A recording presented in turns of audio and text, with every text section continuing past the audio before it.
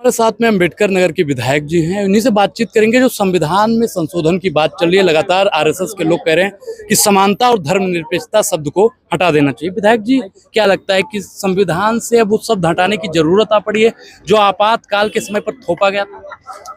देखिए, सबसे पहली बात तो दुख है कि भारतीय जनता पार्टी जब से सत्ता में आई है तब से ऐसे तोड़ मरोड़ के चीजें पेश कर रही है, संविधान को बदलने की कोशिश कर रही है, जो कि ये बहुत ही दुखद और एक शर्मनाक कार्य है। बाबा साहब भीमराव अंबेडकर ने और पूरे देश के सब लोगों ने मिलके पूरे विश्व के संविधान को पढ़ के 2 साल 11 महीने की मशक्कत के बाद भारत का विशाल संविधान लिखा। वो संविधान ऐसा है जिसमें आज से 1000 साल तक का विजन है, क्लैरिटी है। और उस संविधान ने दलितों को, दबे कुचलों को, गरीबों को, महिलाओं को, सबको समानता का अधिकार दिया। आर्थिक, राजनीतिक, सामाजिक, धार्मिक समानता का अधिकार दिया। और आज बीजेपी के लोग कह रहे हैं कि हम ये बदल देते हैं, हम इसमें से धर्मनिरपेक्षता को बदल देते हैं। धर्मनिरपेक्षता का मतलब ये है, भारत वर्ष के अंदर हजारों तरीके की भाषाएं, हजारों तरीके के कल्चर हैं, हजारों तरीके के लोग अपने अपने तरीके से भगवान को मानते हैं। और यही इसमें समानता का सबसे बड़ा एक प्रारूप है। और आज बीजेपी के लोग जब इस तरीके की बातें कहते हैं तो हमें लगता है कि ये देश विरोधी बातें ये खुद कर रहे हैं। बाबा साहब ने जब संविधान लिखा तो उसमें धर्मनिरपेक्षता और समाजवाद नहीं था। 42वें संशोधन में उसको लिखा गया, एडजस्ट किया गया। तो ये बाबा साहब का संविधान में अगर ये चीज जोड़ा गया है तो हटाया भी तो जा सकता है, वही तो लोग मांग कर रहे हैं। देखिए, सुनिए, ऐसा है कि बाबा साहब ने जब संविधान लिखा तो उसमें अगर आप देखेंगे, हम भारत के लोग भारतवर्ष को प्रभुत्व संपन्न, समाजवादी, धर्मनिरपेक्ष, कूटनिरपेक्ष गणराज्य घोषित करते हैं। ये बाबा साहब ने प्रस्तावना में डाल दिया। आप उसको तरीके से पढ़ें, तब उसमें और क्लैरिटी देने के लिए लिखा। तो संविधान के अंदर जब बाबा साहब ने सबको समानता का अधिकार दिया, संविधान।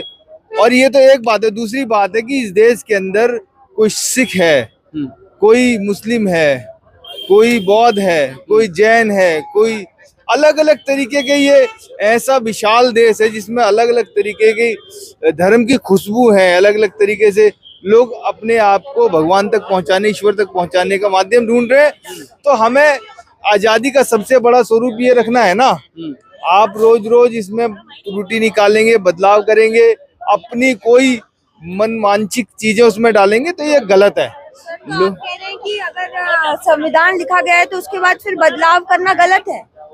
संविधान में तो खुद लिखा है संशोधन किया जा सकता है उसमें। देखिए, ऐसा है, आप, मुझे लग रहा है पत्रकारिता में थोड़ा सा और आए। हम ये नहीं कह रहे कि संविधान में संशोधन की बात लिखी हुई है या नहीं। विधायक जी, मेरी बात सुनिए, आप सब्जेक्ट पे बात कीजिए। सब्जेक्ट पे ही बात कर रहे हैं। सब्जेक्ट पे आप बात नहीं कर रहे। सब्जेक्ट ये है कि इस देश के अंदर करोड़ों लोग जो अलग अलग धर्म को मानते हैं, उनकी अपनी धार्मिक आस्थाएं हैं, ठीक है।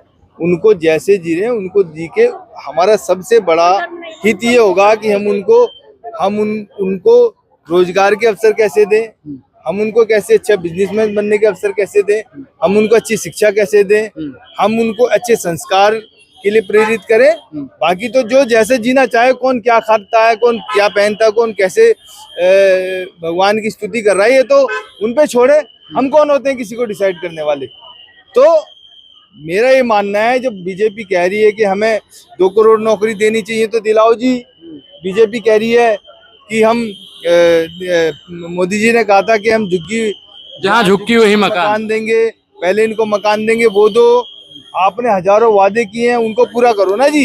ये इधर उधर की बातें क्यों कर रहे हो? तो ध्यान भटकाने वाली बातें हैं, काम की बात करना जरूरी है, वो इम्पोर्टेंट। धन्यवाद। दिल्ली की झुग्गियों पर भी बात कर लीजिए। विधायक जी, आप झुग्गी झोपड़ी पर बात कर रहे हैं, झुग्गी झोपड़ी पर बता रहे हैं। 2 मिनट और बात कीजिए ना। झुग्गी झोपड़ी पर बात करना जरूरी है क्योंकि आज आपका जो आंदोलन था वो झुग्गी झोपड़ी को ही लेकर था। झुग्गी झोपड़ी पर बात नहीं होगी तो आने वाले समय पर आम आदमी पार्टी कैसे आएगी? झुग्गी झोपड़ी को हटाया जा रहा है, लेकिन लोग कह रहे हैं नहीं, देखिए, कोर्ट का स्टे है। ये हजारों झुग्गी हटा रहे हैं, वो कोर्ट का स्टे है क्या? आज से जब तक आम आदमी पार्टी की सरकार थी 5 महीने में ऐसा क्या हो गया? ये लोग गरीबी नहीं, गरीबों को हटाना चाहते हैं। इनके लिए इंसान की कोई वैल्यू नहीं है। आज आपके घर से आपकी छत छीन ली जाए और आपको रोड पे रहने के लिए मजबूर कर दिया जाए, कैसा लगेगा?